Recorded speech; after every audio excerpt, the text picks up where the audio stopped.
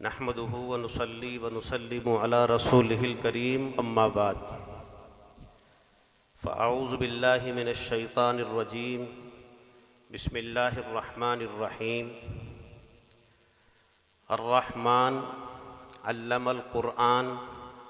خلق الانسان علمہ البیان صدق اللہ العظیم۔ اللہ تبارک و تعالیٰ کا شکر اور احسان ہے کہ اللہ نے ہم سب کو اس دینی محفل میں اور مجلس میں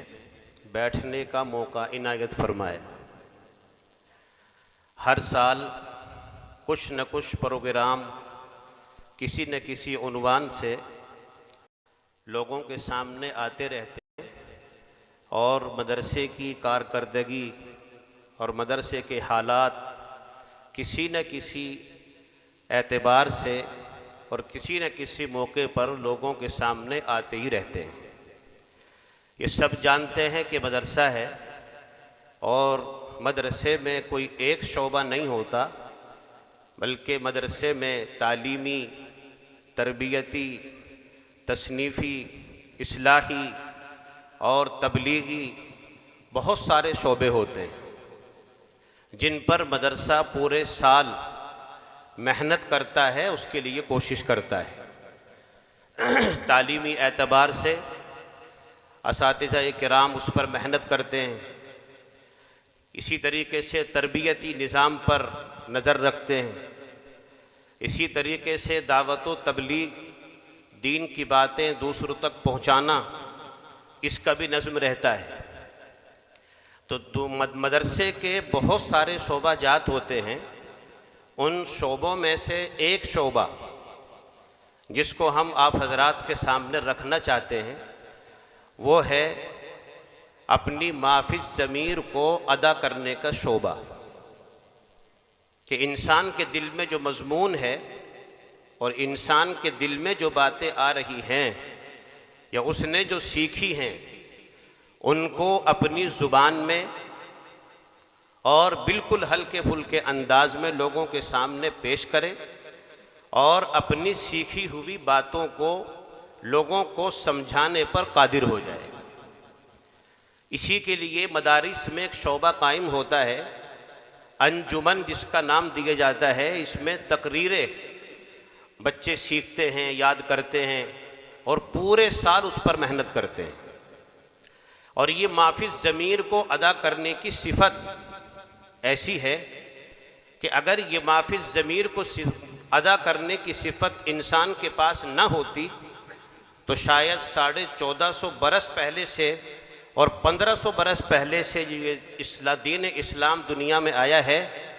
اگر یہ صلاحیت اور یہ صفت انسانوں کے پاس نہ ہوتی اور اللہ کسی کو نہ دیتا تو یہ آج ہمارے پاس نہ پہنچتا۔ یہ ما فی الضمیر کو ادا کرنے کی صفت سے متصف ہونے کی دین ہے کہ 1500 برس پہلے کا وہ دین اور اسلام جس کو اللہ کے نبی علیہ السلام لے کر آئے ہیں وہ آج ہمارے پاس کتابوں کی شکل میں موجود ہے۔ اگر یہ صفت نہ ہوتی تو کیسے کتابیں وجود میں آتی؟ اللہ تبارک و تعالیٰ نے اپنی باتیں اللہ کے رسول پر نازل فرمائی، اور اللہ کے رسول کے اوپر جو القاء ہوا اور آپ کے دل میں جو بات اللہ نے ڈالی وہ آپ نے اپنی زبان سے ارشاد فرمائی اور اپنی ما فی الضمیر کو ادا کیا تو حدیث بن گئی۔ ان حدیث کو سمجھنے والوں نے اپنی ما فی الضمیر کو ادا کیا تو حدیث کی شرح سامنے آ گئی۔ اسی طریقے سے یہ سلسلہ اگر میں اس کو اور تفصیل کے ساتھ بیان کروں تو لمبی بات ہو جائے گی اور لمبا وقت ہو جائے گا، اس کا وقت نہیں ہے۔ یہ ما فی الضمیر کو ادا کرنے کی صفت اگر انسان کے اندر نہ ہوتی تو آج یہ دین اسلام ہمارے سامنے نہ ہوتا۔ اسی لیے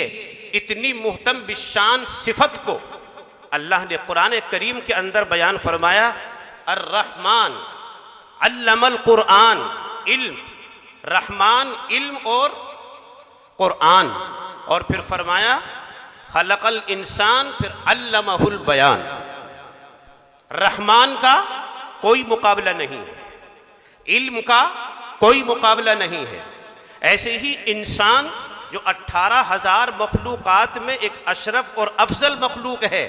اس کا بھی کوئی مقابلہ نہیں ہے۔ اور بالکل اسی طرح بیان کی جو صفت ہے، ما فی الضمیر کو ادا کرنے کی جو صفت ہے، یہ بھی صفت ایسی ہے کہ اس کا بھی کوئی ساری اور مقابل نہیں۔ اسی لیے مدارس میں اس شعبے کو قائم کیا جاتا ہے کہ قرآن اور حدیث کو جو ہم نے سمجھا ہے، ہم اپنی زبان میں اپنے لوگوں کو سمجھانے پر قادر ہو جائیں۔ یہ صفت اگر پیدا نہیں ہوگی تو پھر دوسروں تک کیسے دین پہنچے؟ اسی کے اوپر محنت کرنے کے لیے یہ شعبہ قائم کیا گیا۔ تمام تفصیلات بیان کی جائے مدرسے کی بہت وقت ہو جائے گا۔ اس پر بچوں نے محنت کی ہے، تقریریں یاد کی ہیں، خطاب یاد کیا ہے،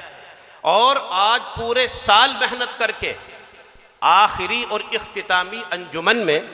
ہم اپنے ان پیارے بچوں کی اس محنت کو جو انہوں نے پورے سال جاں فشانی سے اور محنت سے اور جد و جہد کے ساتھ رات دن محنت کر کے جو اپنے اندر ایک چیز پیدا کی ہے، ہم اپنی اس محنت کو اور اس شعبے کی کاوش کو، اس کی کارکردگی کو آج ہم ایسے حضرات کی عدالت میں رکھنا چاہتے ہیں کہ جو حضرات کسی چھوٹی اور موٹی کسی دینی درسگاہ سے منسلک نہیں ہیں، بلکہ وہ حضرات اس دینی درسگاہ سے منسلک اور متعلق ہے جو ایشیا کی سب سے بڑی دینی درسگاہ ہے، اور وہ دارالعلوم دیوبند۔ یہ ایسی دینی درسگاہ ہے کہ اسی کی کوکھ سے یہ جھوپڑیوں میں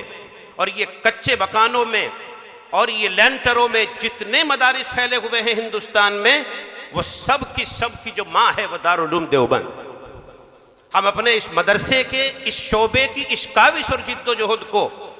حضرات علماء کرام کی عدالت میں رکھنا چاہتے ہیں جو اس ادارے سے منسلک ہیں، اور ہم چاہیں گے کہ ہمیں کچھ رہنمائی حاصل ہو، ہمیں کچھ رہنما اصول ہاتھ لگیں تاکہ ہم اس شعبے میں مزید ترقی کرنے کی کوشش کریں۔